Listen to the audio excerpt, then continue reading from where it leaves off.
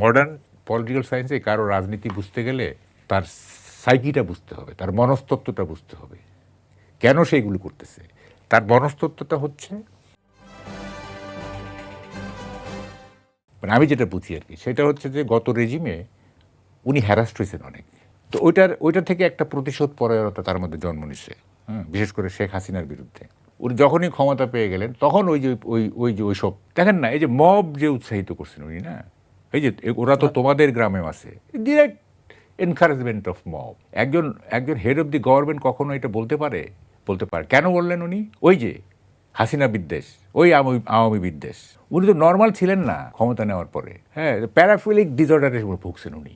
আওয়ামী লীগকে নিষিদ্ধ করতে হবে, বাস মব করো, মব হয়ে গেল, বাস। আর আওয়ামী লীগ অধ্যাদেশের মাধ্যমে কর্মকাণ্ড নিষিদ্ধ হয়ে গেল।